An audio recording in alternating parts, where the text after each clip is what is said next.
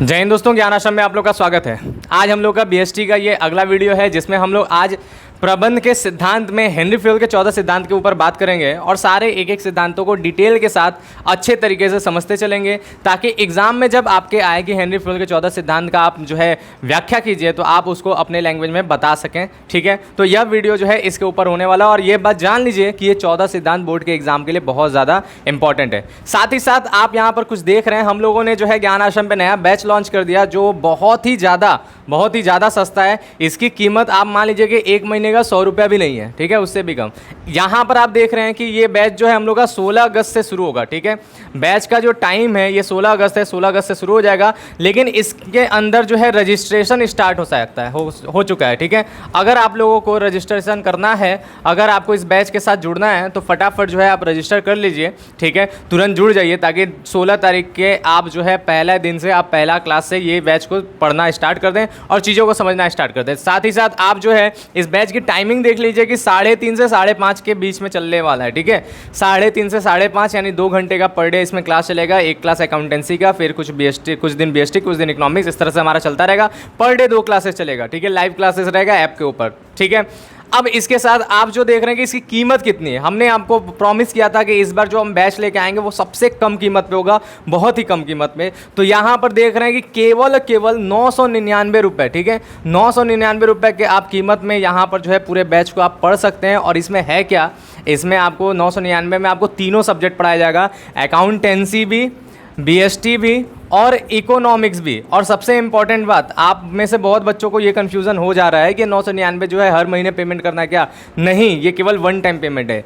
एक बार 999 रुपये पेमेंट करेंगे, पूरी साल आप पढ़ाई कीजिए, आप पूरा अच्छे तरीके से हर चीज़ को इसमें देखते रहिए, हर चीज़ को सीखते रहिए। और इस बैच का सबसे मेन पॉइंट क्या है, सबसे बेस्ट पॉइंट क्या है, एक तो इसमें 999 में आपको जो है सारा कोर्स मिल ही रहा है, साथ ही साथ सबसे बेस्ट पॉइंट है कि इसको आप ऑफलाइन डाउनलोड करके भी पढ़ सकते हैं, जो अभी तक किसी भी बैच में नहीं था। ठीक है, इस बैच का सबसे बेस्ट पॉइंट है कि आप इसमें ऑफलाइन डाउनलोड भी कर सकते हैं, यानी जो भी वीडियो आप डाउनलोड करके अपने मोबाइल के अंदर ले करके अच्छे तरीके से पढ़ सकते हैं। ये सबसे बेस्ट है जो कोई नहीं करता है। हम इसलिए कर रहे हैं ताकि हमारे बच्चों को, जिनको नेट का प्रॉब्लम रहता है, जिनको बहुत सारी दिक्कतें होता है अपने क्लास करते समय, या इस टाइम पे सब लोग फ्री नहीं होते हैं, उन लोगों के लिए कि वो डाउनलोड कर लें, अपने मोबाइल के अंदर ले लें और अच्छे तरीके से उसको पढ़ सकें। ठीक है, बढ़िया तरीके से। तो ये भी फैसिलिटी इसके अंदर है और आपको जो है पूरी तरह से अच्छे तरीके से आपको पूरा क्लास इसमें मिलता रहेगा, बढ़िया तरीके आप कर सकते हैं। तो इस बैच को आप ज्वाइन कर लीजिएगा। ठीक है, तो चलिए अब हम बात करते हैं आज के टॉपिक को। आज का हमारा जो टॉपिक है वो है क्या, ध्यान दीजिए।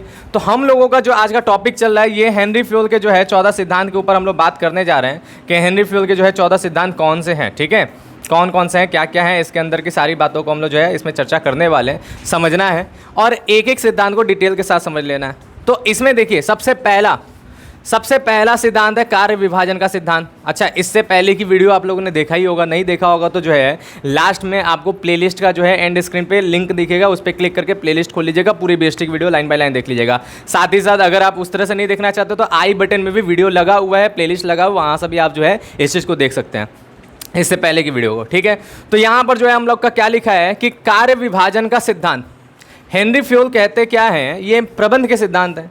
हेनरी फ्यूल कहते हैं कि आपके पास कोई भी संस्था है, उस संस्था में जो है आपके पास कर्मचारियों का जो है संख्या होगा।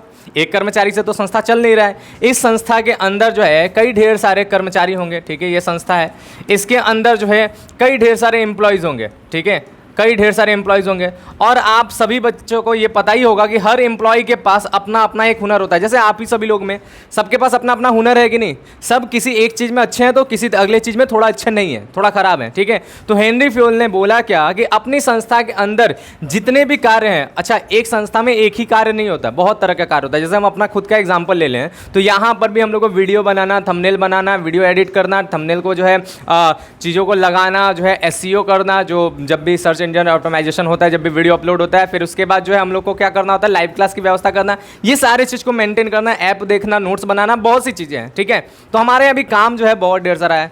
तो ये कार्यों में सब लोग, एक आदमी हर काम में जो है अच्छा नहीं हो सकता। क्योंकि भाई किसी का डिज़ाइनिंग में काम अच्छा रखता है तो वो थंबनेल वंबनेल का काम देख लेगा, किसी को जो है इलेक्ट्रॉनिक में चीज़ों को जो है जानना अच्छा तरीके से पता है तो वो भाई ऐप को मेंटेन कर लेगा, ठीक है, जो भी मतलब ये सब चीज़ों पे अच्छे तरीके से जानता है। कोई जो है यूट्यूब पे एसईओ कर लेता है, कोई जो है पढ़ाने में अच्छा है तो वो पढ़ाता है। तो इस प्रकार के सारे लोगों के पास अपनी अपनी हुनर है। तो वही हेनरी फ्यूल ने कहा कि अपनी संस्था के अंदर आप क्या करें, कार्य का विभाजन करिए। कार्य का विभाजन करने से होता क्या है, कार्य का विभाजन करने से आपको मिल जाता है विशिष्टीकरण, ठीक है। ये शब्द आपको बार बार मिलता रहेगा जब भी आप प्रबंध का सिद्धांत पढ़ेंगे या पूरा प्रबंध चैप्टर पढ़ेंगे तो आपको विशिष्टीकरण वर्ड बार बार मिल जाएगा। कभी कभी 2 नंबर के क्वेश्चन में पूछा रहता है कि विशिष्टीकरण से आप क्या समझते हैं। विशिष्टीकरण का मतलब होता है कि जो व्यक्ति जिस काम को जानता है, अच्छा जानता है, बढ़िया करने वाला, उस व्यक्ति को उसी काम को सौंपा जाए, ठीक है, यही विशिष्टीकरण कहलाता है। जैसे हमें पढ़ाने अच्छा आता है तो हम पढ़ाते हैं और दूसरा काम हम करेंगे तो इतना अच्छा नहीं कर पाएंगे, है ना बात। तो ये क्या है, ये विशिष्टीकरण कहता है। बात समझे, जिस व्यक्ति को जो काम आता है उसकी योग्यता के अनुसार उसे वो काम देना विशिष्टीकरण है। इससे होता क्या है कि अगर आपको अपनी योग्यता के अनुसार जो आपको अच्छा लगता है, जिस काम में आपका मन लगता है, तो आपको अगर मन लायक काम मिलने लगा, जो भी आपका मन कहता है कि भाई हमको यही काम मिलना चाहिए, तो आपको अगर मन लायक काम मिलने लगा तो आप क्या करेंगे, उस काम को बेहतर पे बेहतर और बेहतर करते जाएंगे। और एक ही काम को बार बार करने की वजह से, लगातार करने की वजह से हर बार उसमें आपका जो है अच्छा पे अच्छा होता जाएगा, है ना बात। करत करत अभ्यास के जड़ जानते हैं कि आप जब किसी चीज़ का लगातार अभ्यास करते जाएंगे तो वो चीज़ आपका निखरता जाएगा। जैसे हम ही देखिए, हम 11-12 साल से पढ़ा रहे हैं, तो जब पहले साल जब हमने जो पढ़ाया था उससे अच्छा दूसरे साल, उससे अच्छा तीसरे साल, उससे अच्छा चौथे साल, हर बार हमारे पढ़ाने का तरीका अच्छा होते चल रहा है, ठीक है। तो जितना ज़्यादा आपका एक्सपीरियंस होगा, जितना ज़्यादा आप काम करेंगे वो काम उसका अच्छा हो जाए। तो यही बोला हेनरी फ्यूल ने कि आप क्या करो, आप कार्य का विभाजन करा। कार्य एक आदमी नहीं रख लो, अपने ही ऊपर सारे जो है कार्य मत रख लो कि हम ही सब करेंगे, बाकी सबको किसी को कुछ नहीं आता है, ये नहीं होना चाहिए, ठीक है। कार्य को बांटना सबसे जरूरी है, वो भी कैसे, उचित व्यक्ति को उचित कार्य देकर, ठीक बात। पहला हो गया। दूसरा हमारा क्या हो गया, दूसरा हो गया हमारा अधिकार और उत्तरदायित्व का सिद्धांत। ये देखिए, ये भी अगला जो है बहुत इंपॉर्टेंट बात है। अब देखिए, एक बात जान लीजिए कि हमारे संस्था में जो है ना कर्मचारी अपना काम करते हैं तो हम लोग उन्हें अधिकार दिए काम करने का, ठीक बात। ये काम आपके अंडर में है, ठीक है। ये काम करने का जो है शक्ति प्रदान करना कि ये काम आप कर सकते हो, इसे कहते हैं अधिकार देना। जैसे एग्जांपल के तौर पे हमारा एक ग्रुप है एमसीक्यू मास्टर ग्रुप, ठीक है। एमसीक्यूज मास्टर ग्रुप हमारा एक ग्रुप है, टेलीग्राम पे जो चलता है। इस ग्रुप की खासियत क्या है कि इसमें जो है सारा का सारा अच्छे अच्छे एमसीक्यूज क्वेश्चन आते हैं, बढ़िया बढ़िया, उसमें बच्चे प्रैक्टिस करते हैं, ठीक है। बिहार बोर्ड में, झारखंड बोर्ड में एमसीक्यूज बहुत ज़्यादा पूछा जाता है, यहाँ तक कि यूपी बोर्ड में भी 10 क्वेश्चन आते हैं। तो वो प्रैक्टिस हो जाता है और आगे की लाइफ में भी आपको काम देता है, भाई एमसीक्यूज से ही सारे क्वेश्चन जनरली बन रहे हैं, ठीक बात। तो उसमें काम करता है। तो ये हमारा ग्रुप चल रहा है। अब इसका काम हम नहीं संभालते हैं, ये काम किसी और के पास है। तो हमने क्या किया, हमने अधिकार दिया कि इस काम को करना है, ठीक बात। और दूसरी बात क्या है, अधिकार जब भी दो और उस व्यक्ति के ऊपर जो है उत्तरदायित्व ना डालो, ठीक है। उत्तरदायित्व का मतलब होता है कि इस अधिकार के बाद जो शक्ति मिला है जो काम करने का, उसके ऊपर का दबाव कि उस काम को तुम्हें बेहतर, अच्छे तरीके से, बढ़िया तरीके से करना है, अगर ये ना डाला जाए, केवल अधिकार ले ली जाए, उत्तरदायित्व तो हम अपने ऊपर ही रखें कि कोई भी गलत होगा तो हम झेलेंगे, हम सुनेंगे, तो ऐसे कंडीशन में क्या होगा, वो व्यक्ति अपने अधिकार में मदांध हो जाएगा, पगला जाएगा और वो काम जो है गलत तरीके से करने लगेगा। इसीलिए हेनरी फ्यूल ने बोला कि आप जो है दोनों चीज़ का कॉम्बिनेशन रखो, किसी व्यक्ति को अधिकार भी दो और अधिकार देने के साथ साथ उसके साथ उत्तरदायित्व भी उसके ऊपर डाल दो, ठीक है। इससे क्या होगा कि वो अधिकार का अपना सही प्रयोग करेगा, उत्तरदायित्व को समझते हुए अपने पूरे कार्यों को अच्छे तरीके से लेकर चलेगा। अगर केवल उत्तरदायित्व भी देंगे, आपने किसी को अधिकार नहीं दिया, उत्तरदायित्व दिया, कोई गलत काम होता है तो जवाबदेही उससे लो, उसके पास अधिकार ही नहीं है, तो भाई वो कहाँ से जवाब देगा। बोलेगा यार एक तो हमें काम करने का ताकत नहीं, ऊपर से हमको ही सुना रहे हो, हमको ही बता रहे हो, है ना बात, क्लियर है। तो यही चीज़ है कि अधिकार और उत्तरदायित्व जब दोनों का जब कॉम्बिनेशन किसी को मिलता है तभी वो व्यक्ति काम को अच्छा तरीके से करता है। किसी के ऊपर केवल अधिकार मत दो ताकि वो उत्तरदायित्व ना समझे अपना, और किसी के ऊपर केवल उत्तरदायित्व ना दो जिसकी वजह से वो अधिकार नहीं है तो उस चीज़ को वो अच्छा भी नहीं कर पाएगा, है ना बात। तो दोनों, हेनरी फ्यूल ने बोला दोनों एक साथ एक व्यक्ति के ऊपर डालो तो काम अच्छे तरीके से होगा, ठीक है। फिर अगला जो है हेनरी फ्यूल ने क्या बोला कि अनुशासन का सिद्धांत, ये बहुत इंपॉर्टेंट सिद्धांत है। अनुशासन का सिद्धांत क्या कहता है कि हमारा जो है एक अनुशासन को समझने से पहले हम जो है कुछ 3 शब्दों में आपको अर्थ बता रहे हैं, और इससे पहले भी शायद हमने बताया है, आप लोगों को पता होगा तो कमेंट करिएगा। एक होता है शासन, ठीक है, दूसरा होता है प्रशासन और तीसरा होता है अनुशासन। इन तीनों में आपको अर्थ हमने बताया होगा, आप लोग को जानते ही हैं, और नहीं जानते हैं तो भाई रेगुलर क्लास करते रहिए, पता चलता रहेगा, ऐसे शब्दों के बारे में आपको अच्छी तरीके से जानकारी होता रहेगा। जनरली लोग इस शब्दों का प्रयोग करते हैं लेकिन एक्चुअल मीनिंग नहीं जानते कि किस जगह पे किस चीज़ का कहाँ पे प्रयोग होगा। ठीक है, देखिए शासन का मतलब होता है कि आपके ऊपर दबाव, कि उस काम को आपको करना ही करना है, कानूनी रूप से दबाव। ठीक है, एकदम अगर नहीं करेंगे तो दंड के भागीदारी हो जाएंगे। जैसे राजा लोग करते थे शासन, राजा की अवहेलना कीजिए, राजा की आज्ञा की अवहेलना कीजिए, तुरंत आप दंड के भागीदारी हो जाएंगे। तो राजा आपके ऊपर शासन करता था, इसलिए वो शासन काल जो है शासक कहलाते थे और जो है वो प्रजा कहलाते थे। बात क्लियर है, जिनके ऊपर वो काम हो जाता था।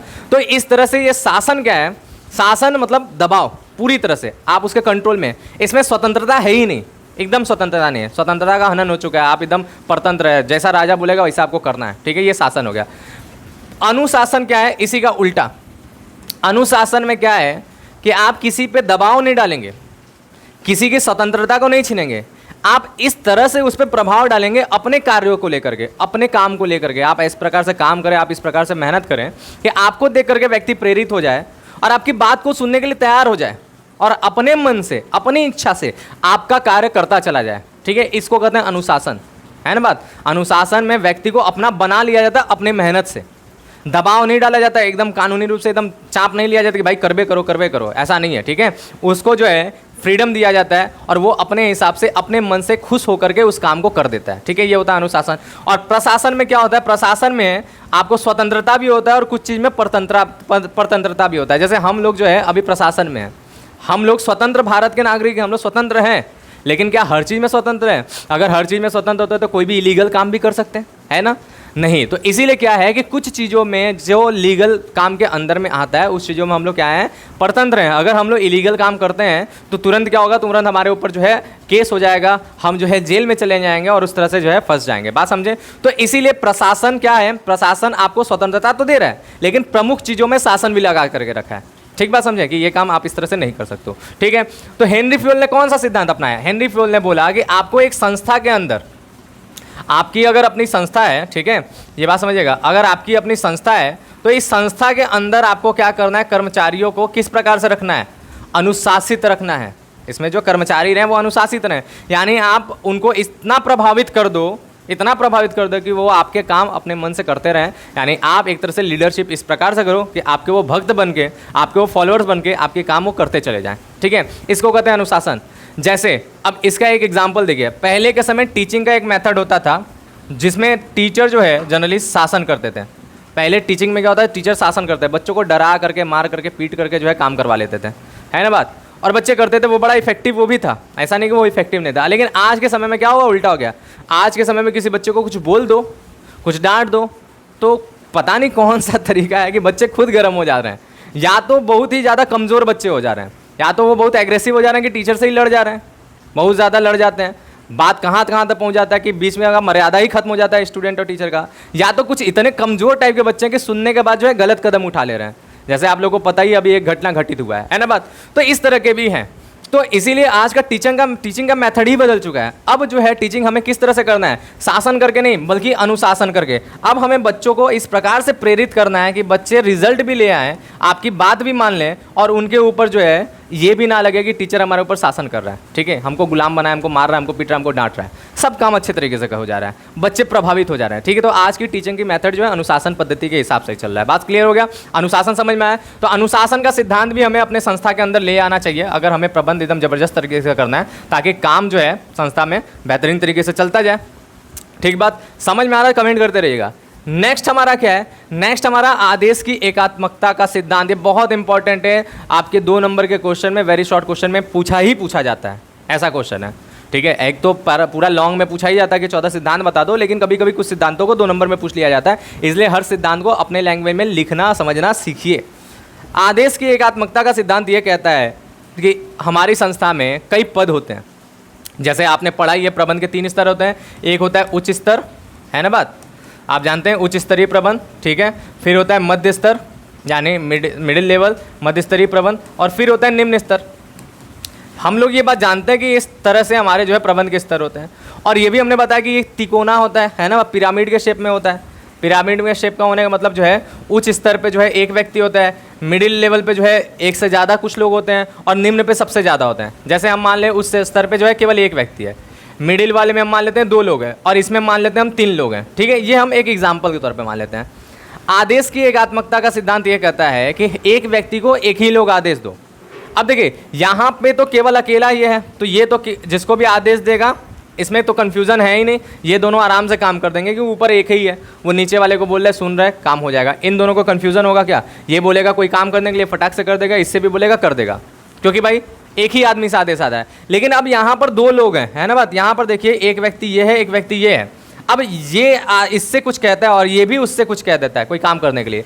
अब इस व्यक्ति के ऊपर जो है दो दो लोग का आदेश है, वो किसका आदेश पालन करेगा बताइए, वो किसकी बात को मानेगा, कंफ्यूज होगा कि नहीं, हमें किसका पूरा करना चाहिए, क्योंकि दोनों एक ही लेवल पे हैं, ये भी प्रबंधक है ये भी प्रबंधक है, दोनों इसको बोल रहे हैं कि ये काम करो। अब वो बेचारा परेशान हो जाएगा कि पहले किसकी सुने, अगर ये पहले इसकी सुनता है तो ये वाला चिढ़ जाएगा, ठीक है, तो ये जो है डांटने लगेगा, ये जो है फटकारने लगेगा। अगर ये पहले इसकी सुनता है तो दूसरा वाला चिढ़ जाएगा। तो इससे क्या होता है, इससे आपसी मतभेद खड़े हो जाते हैं, इससे लड़ाई झगड़ा उत्पन्न हो जाता है, बात समझें, चीज़ें खराब होने लगता है। तो हेनरी फ्यूल ने कहा कि हमें जो है आदेश देना चाहिए, लेकिन कैसे देना चाहिए, एकात्मकता के साथ देना चाहिए, यानी एक व्यक्ति को एक ही उच्च अधिकारी द्वारा क्या किया जाए, आदेश दिया जाए, यानी एक अधीनस्थ के द्वारा एक अधिकारी को ही जो है, मतलब एक अधिकारी द्वारा एक अधीनस्थ को ही आदेश देना चाहिए, ये नहीं कि एक अधीनस्थ को कई अधिकारी आदेश दें, वरना वो बेचारा परेशान हो जाएगा कि हम किसकी बात माने, किसका बात सुने, ठीक है। तो हेनरी फ्यूल ने ये कहा, इससे क्या होगा, इससे काम बेहतर चलेगा। आपको पता है कि सामने वाले ने ये बोला है, फटाक से उसको कर दो, उसका काम जब खत्म हो जाता है तब दूसरा व्यक्ति आदेश देगा तो वो काम कर पाएगा, ठीक है। तो ये आदेश की एकात्मकता का सिद्धांत है, बात समझ में आया। नेक्स्ट देखिए, आदेश की तरह हमारा एक निर्देश वर्ड होता है, दोनों में लेवल एक ही है, समझना एक ही है, बस अंतर आदेश और निर्देश को आप अंतर समझ लीजिएगा। आदेश का मतलब होता है काम करो, ठीक है, ये आदेश है, क्योंकि दोनों में एकात्मकता का मतलब ये है कि एक आदमी को एक ही लोग करे, ठीक है। बस आपको ये जानना कि आदेश क्या होता है, निर्देश क्या होता है, अपने आप इसका मतलब आप समझ जाएंगे। आदेश में क्या होता है, आदेश का मतलब आपको हमने बोला कि इस काम को करना है, तो ठीक है, तो ये हमारा जो है ये हमारा आदेश है, बात समझे। हमने आपको बोला कि आपको 14 सिद्धांत याद करने हैं, ठीक है, हमने ये बोला कि आपको 14 सिद्धांत याद करने हैं, ठीक है, तो ये आदेश हो गया, क्योंकि हमने बस बोला कि काम करो, ठीक बात, तो ये आदेश हो गया, ठीक है। जैसे आपको बोला गया कि जो है पानी लाओ, तो आदेश हो गया, बात समझे, क्लियर है। और निर्देश क्या होता है, निर्देश का मतलब होता है ऐसा आदेश, ठीक है, निर्देश का मतलब होता है ऐसा आदेश जिसमें कार्य करने की पद्धति, कार्य करने का तरीका, कार्य के बारे में सभी जो है कठिनाइयाँ, सभी जो है परेशानियाँ, तो उसको दूर करने का उपाय, ये सारी चीज़ें बताया जाता है, इसको कहते हैं निर्देश, ठीक बात समझें। जब आपको एक ऐसा आदेश मिला जाए जिसमें आदेश की पूर्ति किस प्रकार से करनी, इसके बारे में भी सारी बातें लिखा जाए, उसका भी मार्गदर्शन हो, उसके बारे में बता दिया जाए, तो वही आदेश क्या हो जाता है, निर्देश बन जाता है। यानी निर्देश का मतलब हो सकता है, आप ये बोल सकते हैं आदेश प्लस मार्गदर्शन, ठीक है। आदेश का जब मार्गदर्शन भी हो जाए तो वो निर्देश बन जाता है, बात क्लियर है, समझ में आया। जैसे बोला गया पानी लाओ, तो आप गए जो है झरना से पानी ले आए, ठीक है, बारिश हो रहा है तो उसको पानी भर के ले आए, ठीक है। आपने जो है मान लीजिए जो है कुआं से पानी ले आए, नदी से पानी ले आए, क्योंकि पानी लाने के लिए बोला है। अच्छा कितना लाना है ये भी नहीं है, आप एक गिलास लाते हैं, एक बाल्टी लाते हैं, कितना ला लेते हैं ये भी नहीं पता है, ठीक है, एक लोटा लाते हैं। लेकिन जब बोला गया कि एक गिलास पानी ले आओ, ठीक है, तो इसमें निर्देश हो गया, पता चल गया कि एक गिलास लाना है। अगर इसमें और जोड़ दिया जाए, एक गिलास जो है नल से पानी ले आओ, तो आप नल से ले आएंगे। तो निर्देश में क्या होता है कि काम करने की पद्धतियां भी इसमें आपको बता दिया जाता है, मार्गदर्शन भी दे दिया जाता है, यही है। और आदेश और निर्देश की एकात्मकता का सिद्धांत है कि अपने सबऑर्डिनेट से, यानी अपने जो है अधीनस्थ से आप एक व्यक्ति एक ही के साथ काम करें। एक व्यक्ति को जो है कई लोग उसको निर्देश ना दे दें, वरना वो बेचारा परेशान हो जाएगा। कभी कभी होता है ना, आप किसी काम को लेकर के सामने जाते हैं, मान लीजिए कोई काम फंसा है, ठीक है, आप अपने बड़ों से पूछने गए, ठीक है, दो लोग हैं, एक मम्मी से पूछने, मम्मी और पापा एक साथ बैठे हैं मान लीजिए, ठीक है, मम्मी पापा एक साथ बैठे हैं, आप पूछें कि बताइए कि हम इस काम को कैसे करें, तो मम्मी बता रहे हैं कि दूसरे तरीके से बता रहे हैं, पापा बता रहे हैं किसी दूसरे तरीके से। अब आप क्या करेंगे, आप कन्फ्यूज़ हो जाएंगे कि नहीं। दोनों लोग अगर अलग अलग तरीके बताने लगेंगे, आप सोचेंगे ना यार हम इसकी बात माने, उनकी बात माने, किनकी बात माने, कैसे काम पूरा होगा, ठीक है।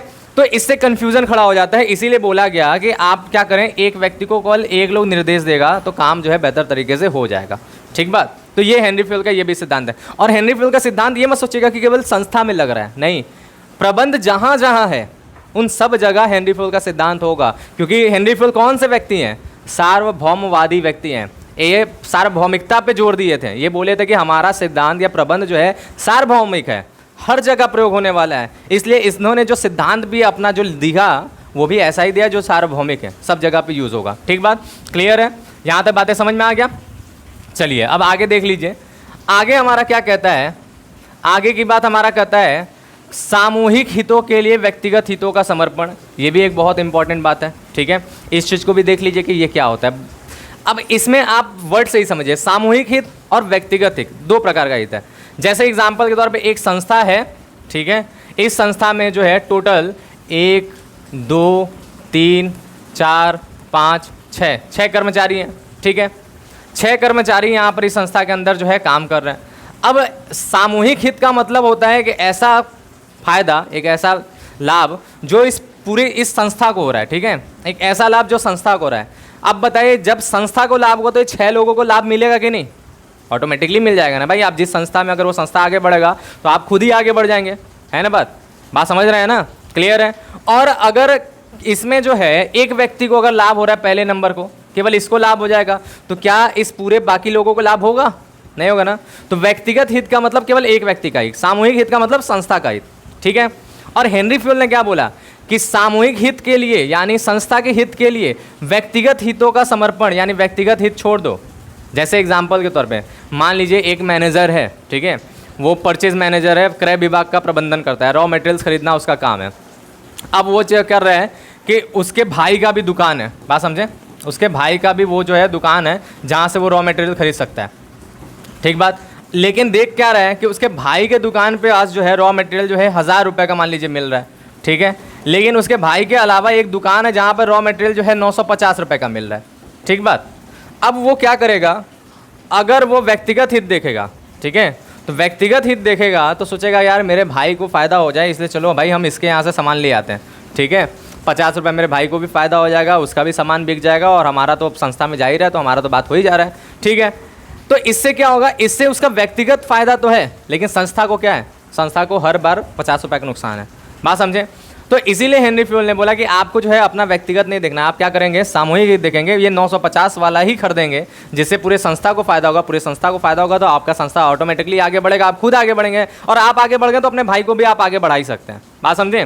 तो यही इन्होंने समझाया है कि आपको हमेशा संस्था का हित पहले रखना है, फिर अपना व्यक्तिगत हित देखना है, बात समझे? अब ऐसा कोई घटना है जहाँ पे केवल आपका व्यक्तिगत हित हो रहा है, सामूहिक हित का बात ही नहीं, तो ये नहीं कि व्यक्तिगत हित त्याग देंगे, नहीं, ऐसा भी नहीं है, ठीक है?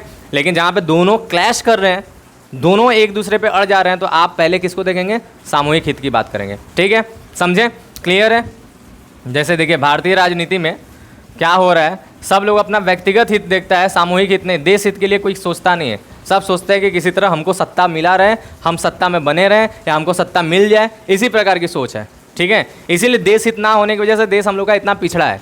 अब धीरे धीरे आगे बढ़ रहा है, क्योंकि अब धीरे धीरे एक जो है नया जनरेशन, हम लोग पढ़े लिखे निकल रहे हैं, सभी पढ़े लिखे लोग निकल रहे हैं, तो अब जनता जो है सरकार के ऊपर प्रेशर डालना सीख लिया है। अब सरकार को पता है कि वही टिकेगा जो काम करेगा, जो काम नहीं करेगा उसका दम ही नहीं है कि जो है भारत की सरकार में जो है बना रह जाए, ठीक बात? क्लियर है? नेक्स्ट हमारा क्या है, नेक्स्ट है कर्मचारियों को उचित पारिश्रमिक, ठीक है? हेनरी फ्यूल ये भी बोलते हैं कि हर कर्मचारी को उसके काम के अनुसार जो है सही पारिश्रमिक दिया जाए। क्या है, तो हेनरी फ्यूल बोलते हैं कि हर व्यक्ति को जो है काम के लिए सही पारिश्रमिक दिया जाए, जितना वो काम करे उतना पारिश्रमिक दो, नहीं दोगे तो क्या होगा?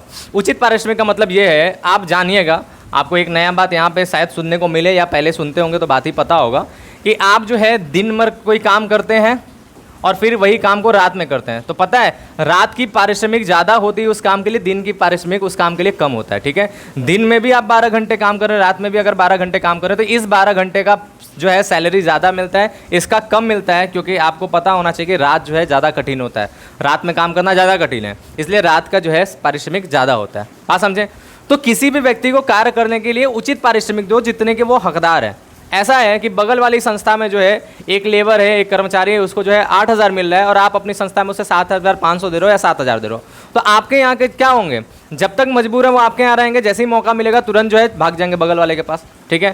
तो हेनरी फ्यूल यही कहते हैं कि आपको उचित पारिश्रमिक देने से क्या होगा कि आपके कर्मचारी परमानेंट रहेंगे, और जो कर्मचारियों के परिवर्तन का जो नुकसान होता है, क्योंकि हर कर्मचारी जब भी जाएगा तो दूसरा कर्मचारी आएगा तो आपको नुकसान होगा, नया कर्मचारी फ्रेश में आएगा तो उसको काम करने में थोड़ा टाइम लगेगा, सेटल होने में टाइम लगेगा, समझ रहे बात? तो ये सब समस्याएं खड़े हो जाएंगे। तो इसीलिए हेनरी फ्यूल ने क्या बोला कि आपको काम कैसे करना है। आपको काम इस प्रकार से करना है कि जो भी कर्मचारी है जिस प्रकार से जितना वो काम करे, जितनी उसकी जरूरत है उतना उसको पारिश्रमिक देना चाहिए, पारिश्रमिक में कटौती नहीं करना चाहिए। इसीलिए देखिए आजकल संस्थाओं में क्या होता है कि अगर एक फिक्स सैलरी होता है जिससे वो व्यक्ति अपने काम के हिसाब से लेता रहे, साथ ही साथ काम के लिए इंसेंटिव्स दिया जाता है। अगर काम बेहतर कर रहे हैं तो उसे इंसेंटिव्स दिया जाएगा और नवाजा जाता है और पैसा दिया जाता है। ऐसी संस्थाओं में आदमी ज़्यादा खुश रहता है और काम भी मन लगा के करता है। ठीक है, तो हमेशा काम के हिसाब से पारिश्रमिक देना ही चाहिए। ठीक बात, क्लियर है। नेक्स्ट हमारा क्या है, केंद्रीकरण विकेंद्रीकरण। हेनरी फ्योल ने बोला कि हमारी संस्था के साथ जो है केंद्रीकरण भी होना चाहिए, विकेंद्रीकरण भी होना चाहिए। अब केंद्रीकरण विकेंद्रीकरण होता क्या? केंद्रीकरण का होता है कि एक संस्था के सारे अधिकार, सारे ताकत, जो भी पावर है वो हम अपने कब्जे में ले लें, एक व्यक्ति अपने हाथ में ले ले, वो केंद्रीकरण कहलाता है। ठीक है, बात समझे। एक तरह से कहा जाए एकाधिकार, पूरी पावर का एकाधिकार कर लेना। ठीक है, और विकेंद्रीकरण कहलाता है कि एक संस्था में जो है जितने भी काम है उसे कई लोगों के बीच में बांट देना, ये कहलाता है विकेंद्रीकरण। ठीक बात। हेनरी फ्योल ने क्या कहा कि आपको केंद्रीकरण भी करना है, विकेंद्रीकरण भी करना है। दोनों में से केवल एक पे ही नहीं मतलब एकदम परेशान हो जाना, टूट पड़ना है कि भाई हम केवल विकेंद्रीकरण करेंगे या हम केवल केंद्रीकरण करेंगे। दोनों चीज़ें खराब है अगर अकेला यूज़ कर रहे हैं तो। दोनों में तालमेल होना चाहिए।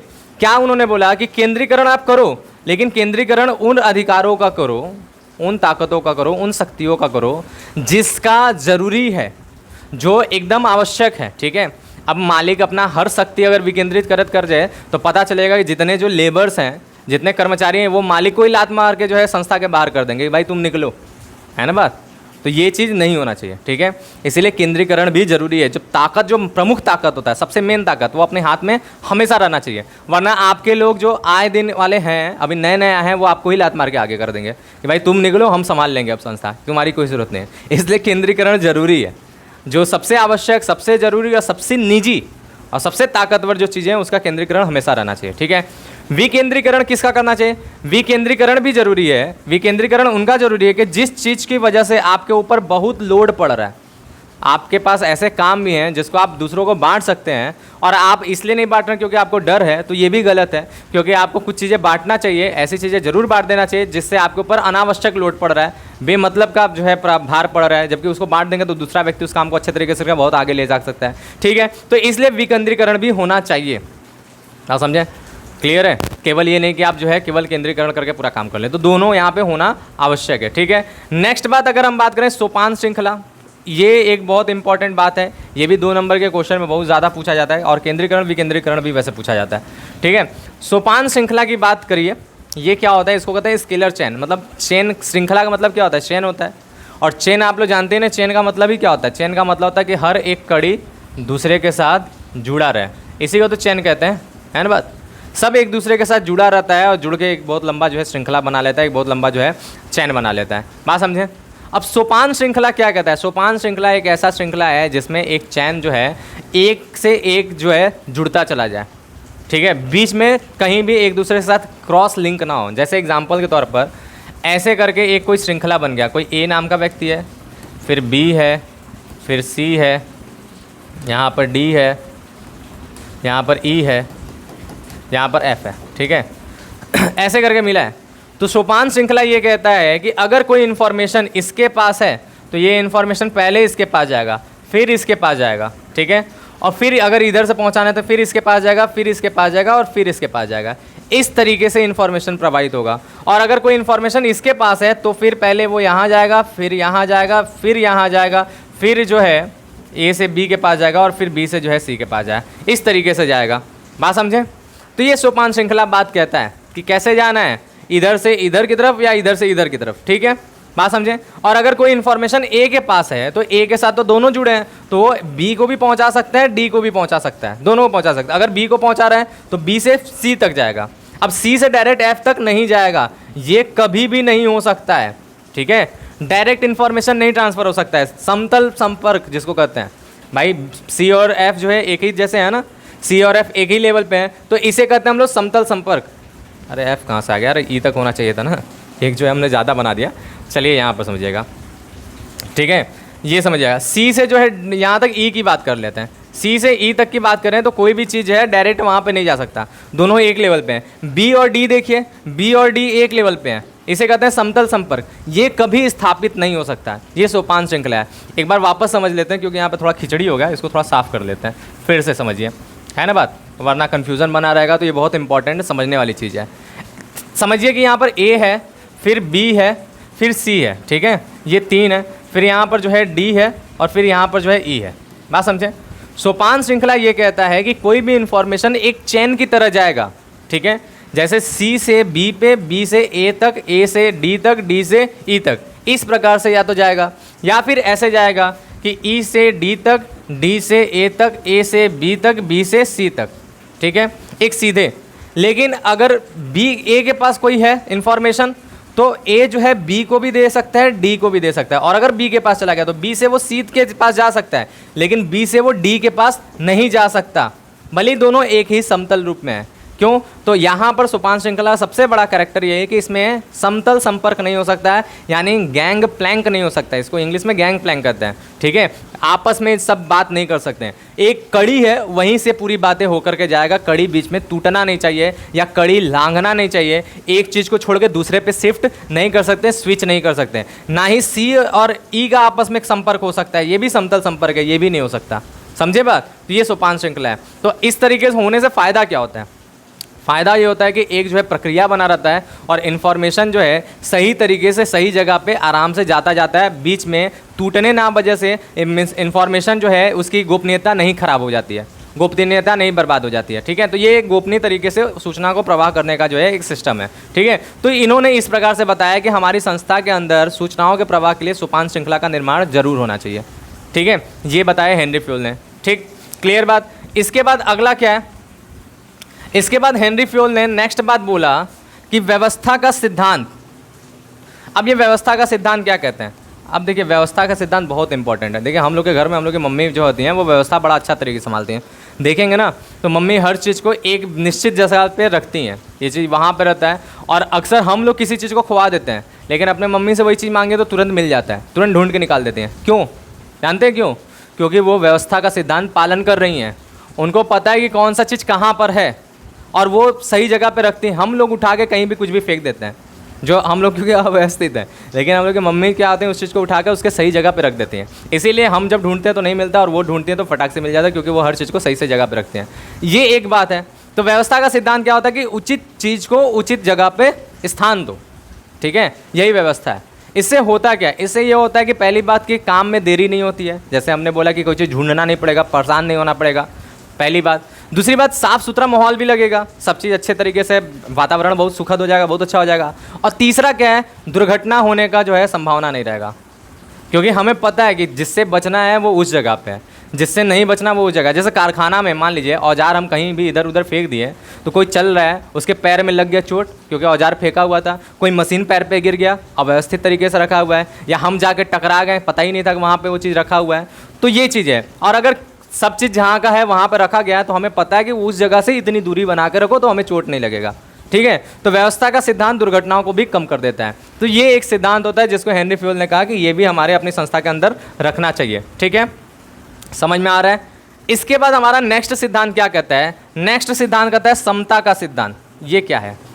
जो हम बहुत ज़्यादा यूज़ करते हैं, समता का सिद्धांत, है ना बात। और ये करना चाहिए, हर जगह होना चाहिए। इससे क्या होता है? इससे जो है एकता भी बनी रहती है, और इससे जो है चीज़ें बहुत अच्छे तरीके से निकल के आता है।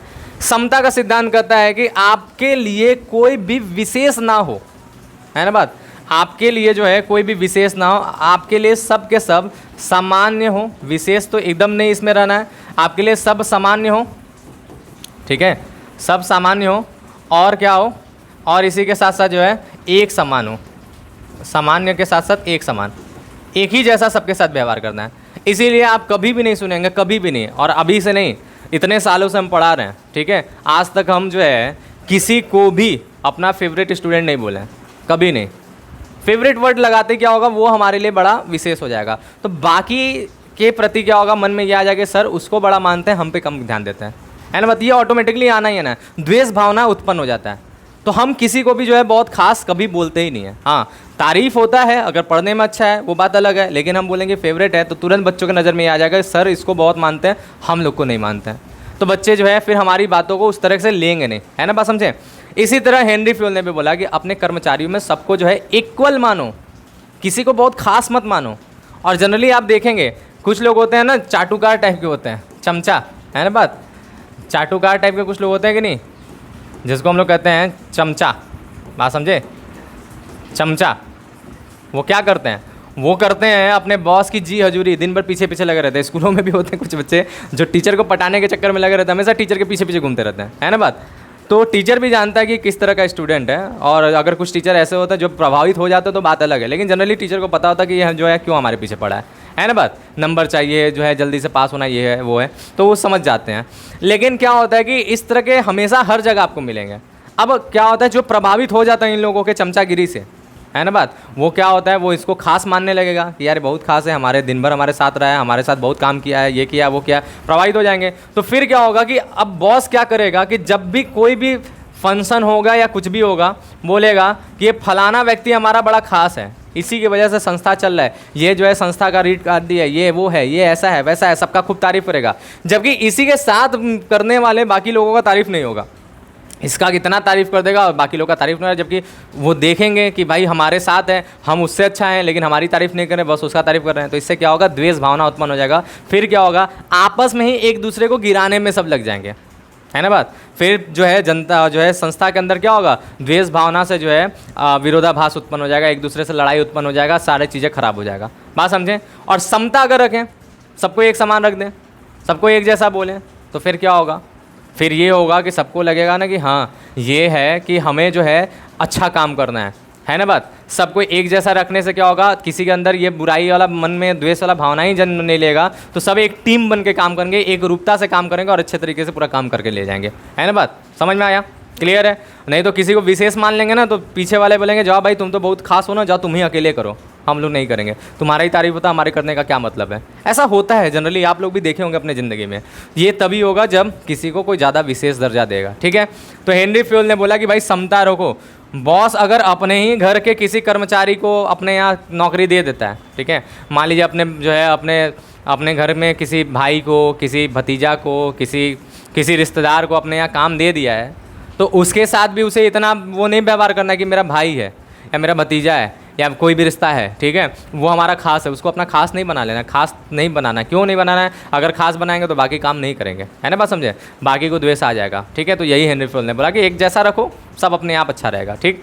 नेक्स्ट क्या है, कर्मचारियों के कार्यकाल में स्थायित्व। ये भी एक इंपॉर्टेंट बात है। हेनरी फ्यूल ने जो प्रबंध के सिद्धांत में ये बोला कि हम जब अपने संस्था में काम कर रहे हैं, काम करवा रहे हैं, तो बहुत सी संस्थाओं में ऐसा होता है, आपने भी अपने लाइफ में कहीं ना कहीं देखा होगा या देखेंगे कि ऐसी कुछ संस्थाएं होती हैं जहाँ पर देखिए पर डे जो है कर्मचारी बदल जाते हैं। आज कोई और है, कल कोई और है, परसों कोई और है, अगले दिन कोई और है, महीना 2 महीना 1 महीना 1.5 महीना में कर्मचारी भाग जाते हैं, कोई दूसरा को लाना पड़ जाता है ना बात। आपके अगल बगल शायद कोई दुकान देखा होगा या कुछ देखा होगा, किसी के घर देखा होगा कि उस घर में नौकर ही नहीं टिकते हैं, है ना बात, ऐसे बहुत जगह होगा। तो यहाँ पर कर्मचारी हमेशा भागते रहते हैं। तो हेनरी फ्यूल ने इसी चीज़ को रोकने का कहा कि कर्मचारियों में स्थायित्व लाओ उनके कार्यकाल में, ठीक है, कर्मचारी का कार्यकाल स्थिर होना चाहिए, स्थायित्व होना चाहिए। ऐसा क्यों कहा, अगर कर्मचारी भाग रहे भागने दो, क्या दिक्कत है। दिक्कत है, ये दिक्कत है कि अगर हमारा मान लीजिए ए नाम का कोई कर्मचारी था, इसको हमने नियुक्त किया और ये जो है 2 साल काम कर लिया, ठीक है। अब ये 2 साल काम करने के बाद क्या होगा, इसके पास एक्सपीरियंस हुआ ना, काम करना सीख लिया, माहौल जान लिया, व्यवस्था जान लिया, सब देख लिया है, ठीक है। और अगर ये छोड़ के तुरंत चला जाता है और फिर कोई बी नाम का व्यक्ति आ जाता है, तो बी नाम का व्यक्ति इसके मुकाबले तो रहेगा नया ना, इसके मुकाबले वो काम का एक्सपीरियंस नहीं होगा, उस संस्था में उसको एक्सपीरियंस नहीं होगा, उस संस्था का माहौल नहीं समझ पाएगा, उसको उस चीज़ में ढलने में टाइम लगेगा कि नहीं लगेगा, है कि नहीं बात। तो उतने दिनों तक जब तक ये ए के तरह ना काम करने लगे, तब तक ये क्या होगा, तब तक हमारी संस्था को कुछ तो लॉस होगा। उसी लॉस से बचने के लिए हेनरी फ्यूल ने बोला कि स्थायित्व बनाए रखो। स्थायित्व बनाने से एक तो तुम्हारा कर्मचारी परिवर्तन का जो दर है, जो नुकसान है, वो बच जाएगा। दूसरा क्या होगा, दूसरा ये होगा कि जो कर्मचारी जितना स्थायित्व होगा, जितना स्थिर होगा, उतना ही वो एक्सपीरियंस हो जाएगा, उतना ही उस चीज़ों को करने उसे आ जाएगा और चीज़ें आगे बढ़ता जाएगा, है ना बात समझे। आप किसी चीज़ को लगातार हर बार इतने सालों से काम करेंगे तो जितना काम करते जाएंगे उतना एक्सपीरियंस बढ़ेगा, उतना आप बेहतर करते जाएंगे। तो यही बात इन्होंने बोला कि कर्मचारी को आपको स्थिर बना कर रखना है, स्थायित्व बना कर रखना है, बार बार बदलेंगे तो आपका बड़ा नुकसान हो जाएगा, समझे, क्लियर है, ठीक। नेक्स्ट क्या है, नेक्स्ट है पहल करने की क्षमता। ये भी इम्पॉर्टेंट है। देखिए वैसे तो सारा 14 के 14 सिद्धांत हमें अपने संस्था में लगाना चाहिए, इस सारे के सारे सिद्धांतों का पालन करने से हमारा जो है संस्था बहुत ही अच्छे तरीके से वर्क करेगा। ठीक है, पहल करने की क्षमता का सिद्धांत इन्होंने क्या बोला कि कुछ लोग ऐसे होते हैं, कुछ बॉस ऐसे काम करते हैं कि वो अपने कर्मचारियों को बोलने का भी इजाज़त नहीं देते हैं, उनके सामने कर्मचारी मुंह ना खोल पाए। ठीक है, हो सकता है एक मीटिंग चल रहा हो, ठीक है, अक्सर देखते हैं कि संस्था में एक मीटिंग चल रहा है, 4 लोग मीटिंग में इन्वॉल्व हैं, ठीक है, और यहाँ पर बॉस बैठा है, ये बॉस बैठा है। अब यही क्या कर रहा है, ये सारी बातों को सुना रहा है, सब सुन रहे हैं, या अकेले जो है पूरा मीटिंग को हैंडल कर रहा है। तो भाई 4 लोग को बैठाएगा है वो सुनने के लिए? हाँ, उस मीटिंग का कोई फ़र्क पड़ेगा? उस मीटिंग में इन 4 लोगों को कोई मतलब रह जाएगा? जब वही अकेले सब बोलेगा, उसी के द्वारा सब चीज़ होना है। तो भाई मीटिंग मत करो, सीधे फैसला ले लो, आपके दिमाग में जो चल रहा है बता दो और फैसला ले लो। उस मीटिंग का कोई मतलब नहीं हो गया। तो संस्था में पहल करने की क्षमता देना चाहिए। ठीक है, पहल करने की क्षमता का मतलब ये है कि भले ही आप बॉस हैं, लेकिन आपके साथ जो व्यक्ति बैठा के आप मीटिंग कर रहे हैं या आपके साथ जो व्यक्ति काम कर रहे हैं, उनको भी चीज़ों को बोलने का जो है हक दें। क्योंकि कभी कभी होता है कि आपसे भी ज़्यादा अच्छा ज्ञान कोई छोटा व्यक्ति दे के चला जाए। आप बहुत ज्ञानी हैं मान लेते हैं, लेकिन सिचुएशन पे कभी कभी ऐसा होता है कि छोटा व्यक्ति कुछ ऐसी बातें कह के चला जाता है, कुछ ऐसी बातें बता देता है जो सच में बहुत वैल्यूबल होता है। बाद में आपकी तर्क शक्ति उसको समझ आएगा, हाँ यार ये तो बहुत अच्छा बोल रहा है ना, आप एक्सेप्ट कीजिए अगर अच्छी बातें बता रहा है तो ये चीज़ है क्या कि पहल करने की क्षमता देना चाहिए, सबको बोलने का अधिकार देना चाहिए, सबको काम करने का, नया तकनीक बताने का अधिकार देना चाहिए। हाँ, अंतिम फैसला आपका है क्योंकि आप मालिक हैं, अंतिम फैसला आप लेंगे, लेकिन सामने वाला जब बोल ही नहीं पाएगा तो फिर मतलब ही नहीं हो जाएगा। तो इसीलिए इन्होंने बोला कि पहल करने की क्षमता दीजिए। अगर कोई व्यक्ति कुछ करना चाहता है, कुछ बताना चाहता है, कुछ नया दिखाना चाहता है तो करने दीजिए, ये नहीं कि बांध दीजिए कि नहीं जैसा चल रहा है वैसा चलने दो। ठीक है, जो हम बोल रहे हैं वो चुपचाप करो, तो वो तो बेकार है। ठीक है, बात समझें? तो ये पहल करने की क्षमता हो गया। और लास्ट हमारा क्या है, सहयोग की भावना का सिद्धांत। देखिए, सहयोग की भावना का सिद्धांत में कहता है कि हमें जो है एक टीम की तरह काम करना चाहिए।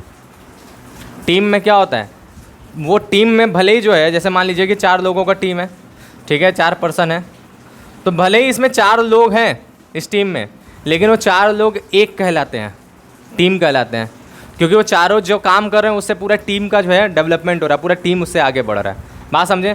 तो सहयोग की भावना यही कहता है कि हमें संस्था में जो है ना आपस में मतभेद नहीं रहना चाहिए, लड़ाई झगड़ा नहीं रखना चाहिए, हमें जो है ऐसा काम करना चाहिए जो सबके लिए काम करें, सबके लिए फ़ायदा हो और एक साथ हम लोग उस काम को आगे समझाएं। जैसे एग्जांपल के तौर पे हम हमेशा देते हैं कि एक मान लीजिए बहुत बड़ा सा पत्थर है, इसको जो है ढकेलना है, ठीक है, अब इसको जो है 4 लोग हैं ढकेलने के लिए।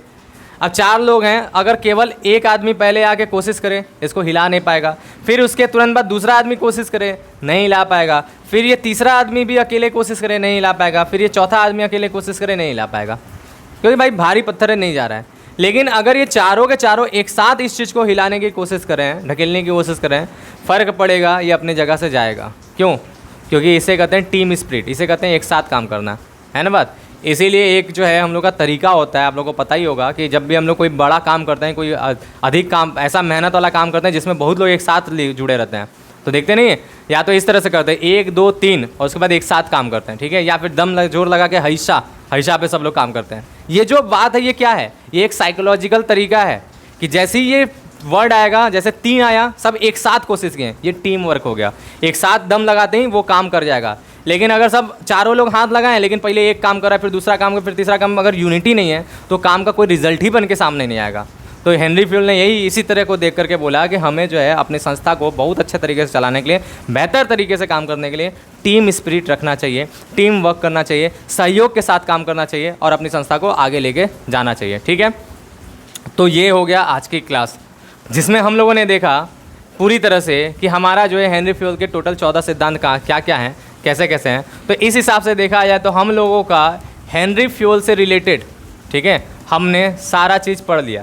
हेनरी फ्यूल का हिस्ट्री भी देख लिया कि कैसे जन्म लिया, कहाँ पे पढ़ाई किया, क्या क्या काम किया, किस प्रकार से उन्होंने जो है सिद्धांत के रूप में आए, और इन्होंने जो है 14 के 14 सिद्धांत कौन कौन से दिए, ये भी हम लोगों ने आज समझ लिया। तो हेनरी फ्यूल तो पूरा खत्म हो गया। इसके बाद हम लोग वैज्ञानिक प्रबंध के सिद्धांत जो है अगली वीडियो में देखेंगे, यानी कल से देखेंगे।